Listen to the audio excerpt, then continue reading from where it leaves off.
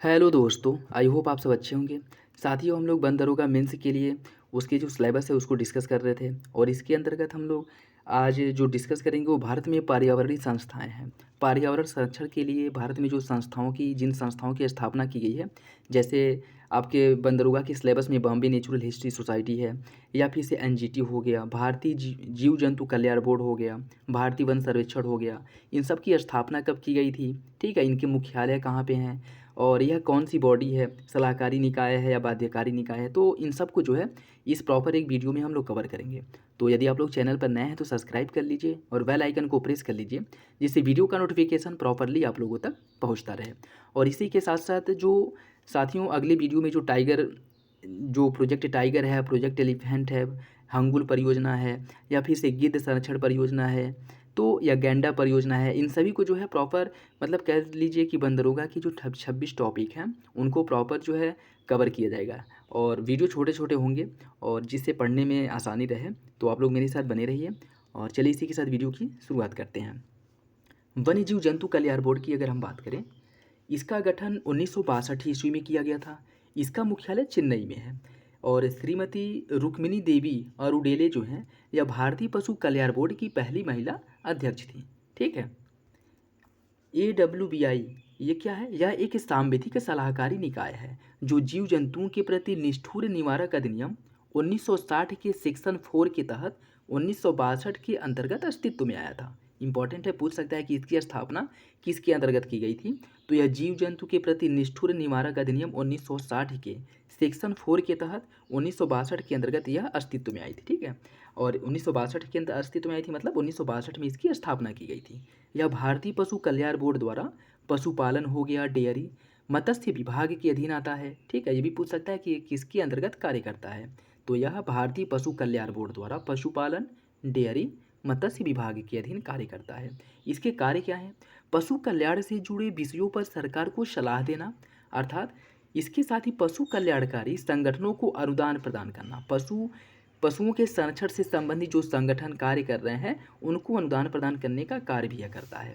दुर्घटनाग्रस्त व बीमार के लिए एम्बुलेंस सेवा का प्रावधान करना, मतलब जानवरों के लिए जो दुर्घटनाग्रस्त हो गए या बीमार हैं उनके लिए एम्बुलेंस की व्यवस्था करना।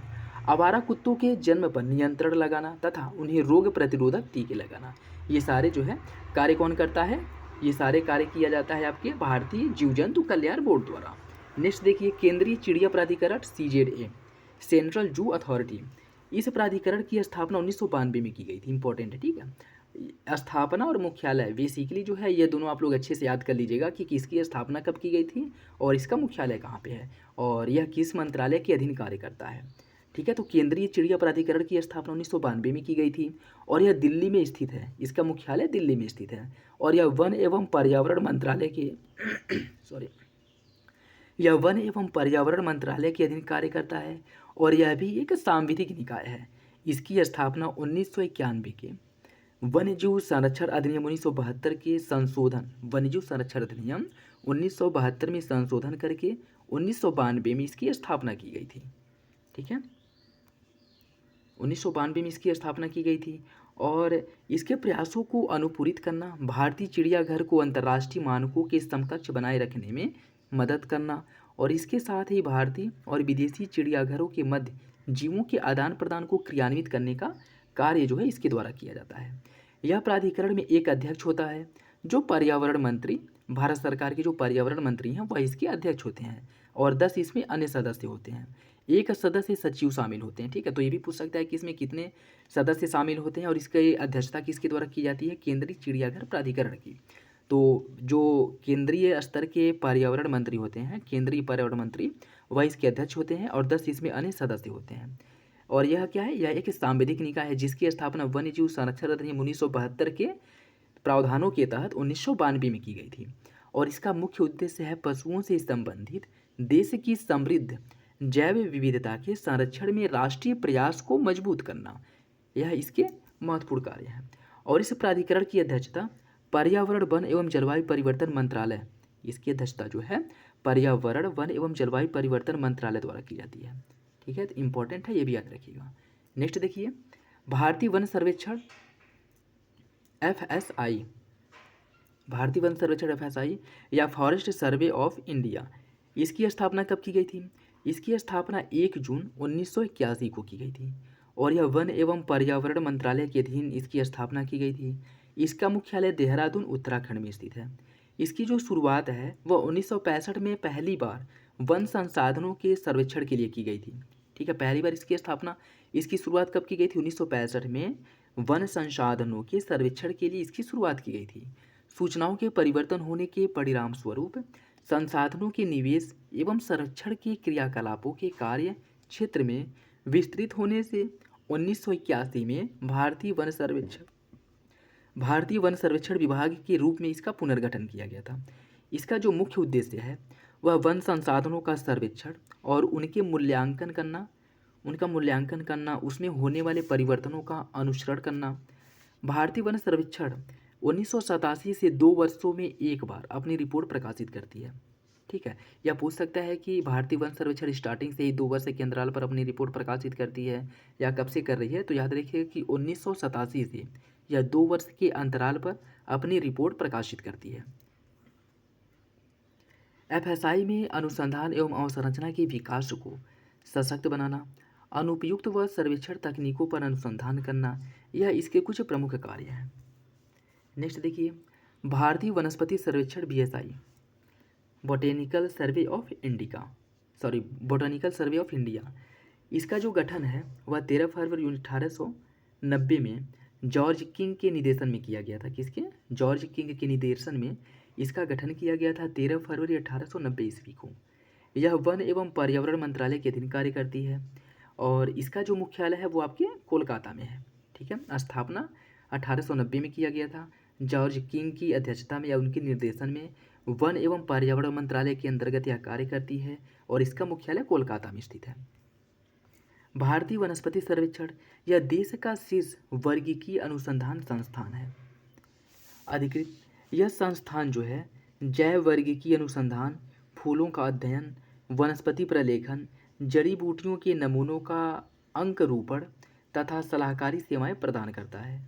भारतीय वनस्पति सर्वेक्षण भारत में पादपों की रेड डाटा बुक रिपोर्ट प्रकाशित करता है। यह इंपॉर्टेंट है, याद रखिएगा।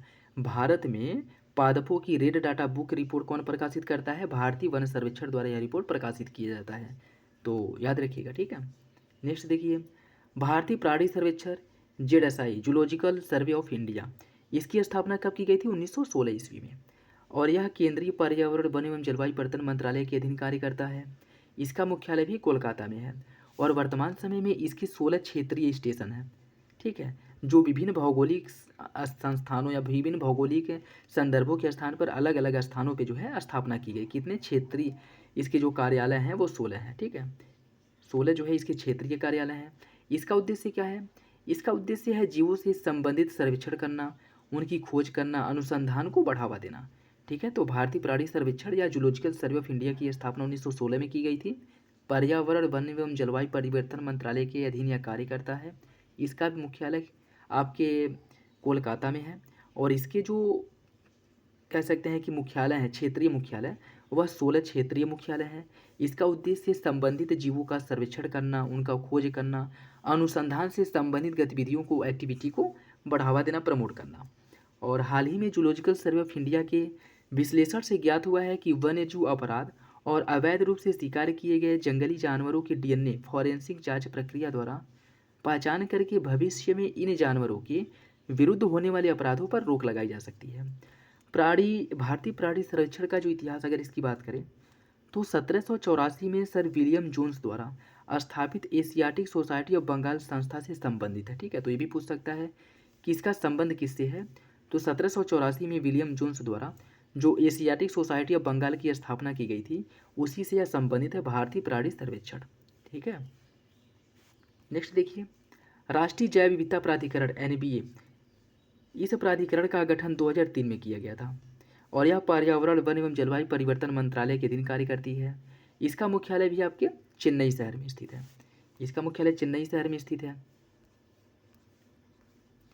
और यह राष्ट्रीय जैव विविधता प्राधिकरण, नेशनल बायोडायवर्सिटी अथॉरिटी, जैव विविधता अधिनियम 2002 के तहत एक सांविधिक स्वायत्त निकाय है। ठीक है, जैव विविधता अधिनियम 2002 के तहत यह एक सांविधिक स्वायत्त निकाय है और यह अधिनियम जैव विविधता सम्मेलन जो COD कन्वेंशन ऑन बायोडाइवर्सिटी को जो प्रभावी बनाने के लिए इसकी स्थापना की गई थी। ठीक है, और भारत ने इसे 1992 में इस पर हस्ताक्षर किया था। जो CBD है इस पर भारत द्वारा 1992 में हस्ताक्षर किया गया था और भारत सरकार के लिए जैविक संसाधनों के संरक्षण, अस्थायी उपयोग से संबंधित मुद्दों, विनियामक और सलाहकारी संस्था के रूप में कार्य को सहयोग प्रदान करना। इसकी संरचना की बात करें तो राष्ट्रीय जैव विविधता प्राधिकरण में एक अध्यक्ष होता है, इसमें एक अध्यक्ष होता है और 3 इसके पदेन सदस्य होते हैं, जिनमें से एक जनजाति मामलों से संबंधित होते हैं और 2 पर्यावरण और वन से संबंधित मंत्रालय जो होते हैं उनके प्रतिनिधि होते हैं। NBA की अगर हम बात करें तो राज्य जैव विविधता बोर्ड इसका गठन का मतलब समर्थन करता है। ठीक है, स्टेट बायोडाइवर्सिटी बोर्ड का गठन कौन करता है? NBA, और इसी के सुझाव के आधार पर जो है राज्य जैव विविधता बोर्ड का गठन किया जाता है। जैव विविधता धरोहर राज्य सरकारों द्वारा स्थानीय निकायों के परामर्श से अधिसूचित किया जाता है। ठीक है, यह इसके कुछ कार्य हैं और इसकी स्थापना, इसके मुख्यालय इंपॉर्टेंट है, याद रखिएगा। वन्यजीव अपराध नियंत्रण bureau WCCB, wild life crime control bureau, इसकी स्थापना कब की गई थी? 2006 ईस्वी में इसकी स्थापना की गई थी और यह भी पर्यावरण वन एवं जलवायु परिवर्तन मंत्रालय के अधीन कार्य करता है। देखिए बेसिकली जितनी भी संस्थाएं हैं उनमें से ज़्यादातर जो है पर्यावरण वन एवं जलवायु परिवर्तन की मंत्रालय जो है उसी के अधीन कार्य करती हैं। तो अगर कोई कन्फ्यूजन हो और समझ में ना आए तो थोड़ा रिस्क लेकर के आप लोग बस इसे टिक कर दीजिएगा। ठीक है, इसके मुख्यालय की अगर बात करें तो नई दिल्ली में इसका मुख्यालय है और यह वन्यजीव अपराध ब्यूरो वन्यजीव संरक्षण अधिनियम 1972 की जो धारा 38Z है उसमें संशोधन करके इसका गठन किया गया था। इसमें वन्यजीव अपराध नियंत्रण ब्यूरो और वन्यजीव संरक्षण अधिनियम की धारा 1972 में वन्यजीव संरक्षण अधिनियम 1972 की धारा 38Z में संशोधन करके इसका गठन किया गया था और यह एक सांविधिक निकाय है। इस संस्था के 5 क्षेत्रीय कार्यालय हैं, एक दिल्ली में है, एक कोलकाता, मुंबई, चेन्नई और जबलपुर। 5 इसके क्षेत्रीय कार्यालय हैं। इसका उद्देश्य है कि संगठित वन्यजीव अपराध को रोकना और उस रोकने में मदद करना, वन्य जीवों पर जो होने वाले संगठित अपराध हैं उससे संबंधित सूचना एकत्र करना और राज्य तक प्रवर्तन जो एजेंसियां हैं उनको मतलब जो इनके संरक्षण के उद्देश्य से कार्य करती हैं, वन्य जीवों के संरक्षण के उद्देश्य से उनको जो है यह रिपोर्ट प्रोवाइड करना। और अतिरिक्त महानिदेशक जो वन्यजीव के अतिरिक्त महानिदेशक हैं वन्यजीव अपराध नियंत्रण ब्यूरो के पदेन निदेशक होते हैं। ठीक है, तो इंपॉर्टेंट याद रखिएगा, जो वन्यजीव के महानिदेशक होते हैं वह वन्यजीव अपराध नियंत्रण ब्यूरो के पदेन निदेशक होते हैं। मतलब इस पद पर जो आता है वह वन्यजीव अपराध नियंत्रण ब्यूरो का स्वतः ही अध्यक्ष बन जाता है। तो याद रखिएगा, इंपॉर्टेंट है।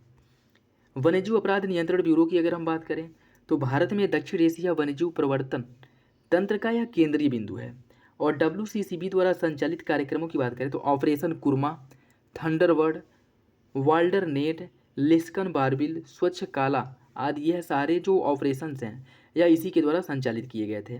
यह प्राधिकरण वन्यजीव संरक्षण नीति के प्रावधानों के अनुसार वनस्पति और जीव जंतुओं के निरीक्षण से संबंधित अधिकारियों को सहायता और सलाह देता है। इस प्राधिकरण को संयुक्त राष्ट्र पर्यावरण कार्यक्रम अर्थात UNEP, United Nation Environment Programme, इसने 2018 में एशिया पर्यावरण पुरस्कार से सम्मानित किया था। तो यह भी इम्पोर्टेंट है, याद रखिएगा। ठीक है, नेक्स्ट देखिए, राष्ट्रीय जलीय पर्यावरण प्रणाली संरक्षण योजना NPCA, national parks conservation association, इसकी स्थापना 2013 में की गई थी। राष्ट्रीय झील संरक्षण योजना तथा राष्ट्रीय आर्द्रभूमि संरक्षण कार्यक्रम के संगठित करके इसकी जो है स्थापना की गई थी। इसका उद्देश्य है अपशिष्ट जल का अंतरावरोधन, विपथन करना, इनका शोधन करना, क्षेत्रों का संरक्षण करना, झील के अग्रभाग का विकास करना, खरपतवार पर नियंत्रण करना, स्वस्थानीय सफाई करना, गाद को निकालना उसको कम करना, जल उपचार करना, जल ट्रीटमेंट प्लांट, झील के सौंदर्यीकरण सर्वेक्षण, मत्स्य पालन विकास आदि के प्रति जागरूकता पैदा करना इसका मुख्य उद्देश्य है। और NPCA वर्तमान में केंद्र और संबंधित राज्य सरकारों के मध्य लागत सहभागिता पर संचालित हो रहा है। नेक्स्ट देखिए, राष्ट्रीय वन्यजीव बोर्ड, इसका गठन किया गया था 2003 में। राष्ट्रीय वन्यजीव बोर्ड का गठन 2003 में किया गया था और यह भी पर्यावरण वन एवं जलवायु परिवर्तन मंत्रालय के अधीन कार्य करता है। इसका मुख्यालय भी नई दिल्ली में स्थित है। यह भारतीय वन्यजीव बोर्ड का विस्थापित रूप है। जिसकी स्थापना 1952 में की गई थी, जो कि एक सलाहकारी समिति थी, ठीक है, उसी का यह विस्थापित रूप है। यह वन्यजीव संरक्षण अधिनियम 1972 के अंतर्गत गठित किया गया एक सांविधिक निकाय है, ठीक है। किसके अंतर्गत? वन्यजीव संरक्षण अधिनियम 1972 के अंतर्गत गठित किया गया एक सांविधिक निकाय है। इसके अगर संरचना की अगर हम बात करें तो इसके जो अध्यक्ष हैं वह प्रधानमंत्री इसके अध्यक्ष होते हैं, उपाध्यक्ष पर्यावरण मंत्री और 45 इसके अन्य सदस्य होते हैं, जिसमें से 19 पदेन सदस्य होते हैं, 3 सांसद होते हैं जिसमें से 1 राज्यसभा से और 2 लोकसभा से आते हैं, 5 गैर सरकारी संगठनों के सदस्य होते हैं जो मुख्यतः पर्यावरण संरक्षण के उद्देश्य से कार्य करते हों या उससे जुड़े हों। इसका उद्देश्य क्या है? वन्यजीव और वनों के संरक्षण और उसके विकास को बढ़ावा देना, यह जो है इसके कार्य हैं।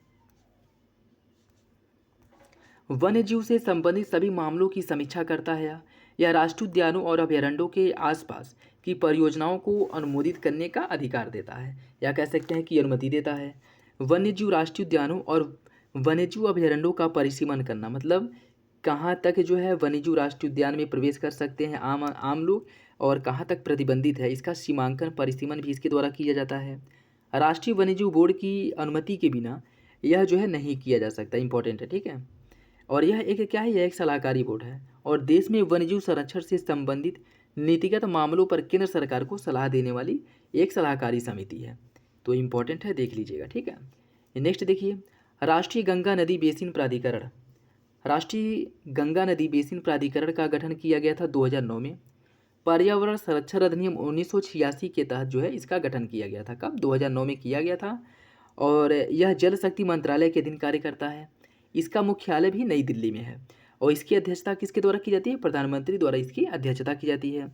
गंगा नदी का संरक्षण करना और उसमें हो रहे प्रदूषण में कमी लाना, यह इसके मुख्य कार्य हैं। इसके सदस्यों की बात करें तो संबंधित मंत्रालय के केंद्रीय मंत्री, निजी राज्यों से होकर के, जिन राज्यों से होकर के गंगा नदी बहती है उन राज्यों के मंत्री जो इसमें शामिल होते हैं, ठीक है। उन राज्यों के जो मुख्यमंत्री हैं वो भी इसमें शामिल होते हैं सदस्य के तौर पर, ठीक है, बतौर सदस्य वो भी इसमें शामिल होते हैं जिन राज्यों से होकर के गंगा नदी प्रवाहित होती है। नेक्स्ट देखिए, राष्ट्रीय बाघ संरक्षण प्राधिकरण NTCA, national tiger conservation authority.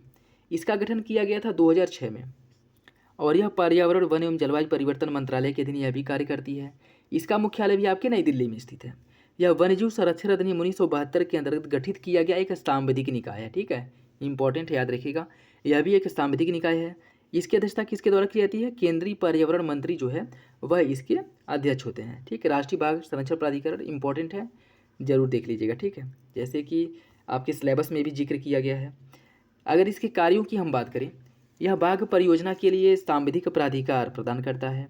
Bharat में बाघों की उपलब्धि आबादी के रखरखाव को सुनिश्चित करना, वैज्ञानिक, सांस्कृतिक, आर्थिक मूल्यों के लिए इनका संरक्षण करना। यह प्राधिकरण बाघ अभयारण्य के आसपास के क्षेत्रों में स्थानीय लोगों की आजीविका, उनके हितों को भी ध्यान में रखता है और इस पर जो है इस उद्देश्य से कार्य करता है। बाघों से संबंधित राज्यों में राज्य स्तरीय स्वचालित समितियों का गठन किया जाता है। संबंधित राज्य के मुख्यमंत्री की अध्यक्षता में यह सब किया जाता है, ठीक है। तो संबंधित राज्य के जो मुख्यमंत्री होते हैं, जिस राज्य में वन्यजीव अभयारण्य या कह सकते हैं टाइगर रिजर्व है, उस राज्य के जो मुख्यमंत्री होंगे उनकी अध्यक्षता में सारे कार्य किए जाएंगे, ठीक। इसका जो मुख्य प्रशासनिक कार्य होता है वह राज्य सरकारों द्वारा तैयार बाघ संरक्षण परियोजनाओं को स्वीकार करना और पारिस्थितिकी के विभिन्न पहलुओं का मूल्यांकन करना, यह इसके प्रमुख कार्य होते हैं। और प्रारंभ में 9 बाघ अभयारण्य परियोजनाओं के अंतर्गत आते थे, ठीक है। प्रारंभ में इसके अंतर्गत जो NTCA है, नेशनल टाइगर कंजर्वेशन अथॉरिटी है, इसके अंतर्गत केवल 9 बाघ अभयारण्य परियोजनाएं इसके अंतर्गत शामिल थी, लेकिन वर्तमान समय में ये बढ़ करके 42 हो गई हैं और यह टोटल 17 राज्यों में है, ठीक है। 17 राज्यों के जो बाघ संरक्षित क्षेत्र हैं उनके 42 बाघ अभयारण्यों में यह परियोजनाएं चल रही हैं। तो इंपॉर्टेंट है, याद रखिएगा, पूछ सकते हैं, ठीक। नेक्स्ट देखिए, जेनेटिक इंजीनियरिंग मूल्यांकन समिति। जेनेटिक इंजीनियरिंग मूल्यांकन समिति यह भी पर्यावरण, वन और जलवायु परिवर्तन के अंतर्गत स्थापित की गई एक संस्था है। इसका कार्य है आनुवांशिक रूप से संशोधित सूक्ष्म जीवों और उत्पादों के कृषि में उपयोग को स्वीकृति प्रदान करना। जेनेटिक इंजीनियरिंग मूल्यांकन समिति आनुवांशिक रूप से संशोधित बीजों के लिए स्थापित किया गया भारत का सर्वोच्च निकाय है, ठीक है। जेनेटिक इंजीनियरिंग से संबंधित, उनके मूल्यांकन करने से संबंधित भारत का सर्वोच्च निकाय है। नेक्स्ट देखिए, केंद्रीय प्रदूषण नियंत्रण बोर्ड CPCB। इसका जो गठन किया गया था यह 1900 किया कब किया गया था? 1974 में इसका गठन किया गया था। किसके रूप में? जल प्रदूषण निवारण एवं नियंत्रण अधिनियम 1974 में, 1974 के अंतर्गत 1974 में इसका स्थापना किया गया था। और यह भी एक सांविधिक निकाय है। ठीक, तो सीपीसीबी का जो है एक सांविधिक निकाय है और इसका गठन जल प्रदूषण निवारण एवं नियंत्रण अधिनियम 1974 के अंतर्गत सितंबर 1974 में किया गया था। ठीक, इसके पश्चात सीबीसीबी को वायु प्रदूषण निवारण एवं नियंत्रण अधिनियम 1981 के अंतर्गत इससे शक्तियाँ प्राप्त होती हैं। और यह बोर्ड पर्यावरण सुरक्षा अधिनियम 1986 के प्रावधानों के अंतर्गत पर्यावरण एवं वन मंत्रालय के अंतर्गत यह कार्य करता है और उनको जो है तकनीकी सेवाएं भी उपलब्ध कराता है। सीपीसीबी के कार्यों का, इसके कार्यों को जल प्रदूषण निवारण एवं नियंत्रण अधिनियम 1974 तथा वायु प्रदूषण निवारण एवं नियंत्रण अधिनियम 1981 के तहत वर्णित किया गया है। सीपीसीबी को पर्यावरण संरक्षण अधिनियम 1986 के प्रावधानों के तहत कठोर जुर्माना लगाने और किसी भी इकाई को बंद करने की शक्ति दी गई है। जो पर्यावरण के अनुकूल नहीं है वैसे किसी इकाई को बंद करने की शक्ति दी गई है और यह शक्ति से प्राप्त होती है पर्यावरण संरक्षण अधिनियम 1986 से। ठीक, नेक्स्ट देखिए, केंद्रीय जल आयोग। केंद्रीय जल आयोग जल संसाधन के क्षेत्र में भारत का एक प्रमुख निकाय है, भारत का एक प्रमुख तकनीकी संगठन है और वर्तमान समय में जल शक्ति मंत्रालय के अधीन यह कार्य करता है। इस आयोग की स्थापना वायसराय की कार्यकारी परिषद में श्रम सदस्य डॉक्टर भीमराव अंबेडकर की सलाह पर 1945 में किया गया था। इंपॉर्टेंट है, ठीक है, पुरानी संस्था है।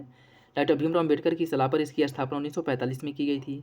यह संगठन वर्तमान में जल संसाधन, नदी विकास, गंगा संरक्षण विभाग, इसके तहत जल शक्ति मंत्रालय से जुड़ी एक कार्यालय के रूप में कार्य करती है। आयोग के कार्यों को 3 विभागों में विभाजित किया गया है: डिजाइन और अनुसंधान विभाग, नदी प्रबंधन विभाग तथा जल योजना और परियोजना विभाग। नेक्स्ट देखिए, बॉम्बे नेचुरल हिस्ट्री सोसाइटी, यह जो है आपके सिलेबस में सीधे सीधे मेंशन किया गया है। बॉम्बे नेचुरल हिस्ट्री सोसाइटी एक अखिल भारतीय वन्यजीव अनुसंधान संगठन है जो 1983 ईस्वी में बम्बई से प्रकृति संरक्षण को बढ़ावा दे रही है और यह मिशन अनुसंधान, शिक्षा एवं सार्वजनिक जागरूकता के आधार पर कार्रवाई के माध्यम से प्रकृति का संरक्षण करती है और उसको बढ़ावा देती है और कैसे जैव विविधता को बढ़ाया जा सकता है इस पर भी विशेष रूप से फोकस करती है। इसके लोगों की अगर बात करें, बॉम्बे नेचुरल हिस्ट्री सोसाइटी का लोगो है ग्रेट हॉर्नबिल और भारत में वर्ल्ड लाइफ इंटरनेशनल के सहयोगी के रूप में यह कार्य करता है। भारत में जो है वर्ल्ड लाइफ इंटरनेशनल जो है उसके सहयोगी के रूप में यह कार्य करता है। यह जैव विविधता और पर्यावरण संरक्षण के लिए अनुसंधान करने वाला भारत का सबसे बड़ा संगठन है, लेकिन यह याद रखिएगा कि यह गैर सरकारी संगठन है। ठीक है, यह एक गैर सरकारी संगठन है और स्थापना जो है 1983 में बम्बई में हुई थी, ये भी इम्पोर्टेंट है। ठीक है, तो यह जो है पर्यावरण से संबंधित कुछ संगठन संस्थाएं थीं। आई होप आप लोगों को अच्छा लगा होगा। ऐसे जो है छोटी छोटी वीडियो बना करके जो भी इंपॉर्टेंट टॉपिक्स हैं उन सबको प्रॉपर कवर करा लिया जाएगा। ठीक है, तो आप चैनल पर नए हैं तो सब्सक्राइब कर लीजिए और बेल आइकन को प्रेस कर लीजिए जिससे महत्वपूर्ण वीडियो के नोटिफिकेशन आप लोगों को मिलते रहें। चलिए मिलते हैं अगले वीडियो में, तब तक के लिए धन्यवाद। जय हिंद।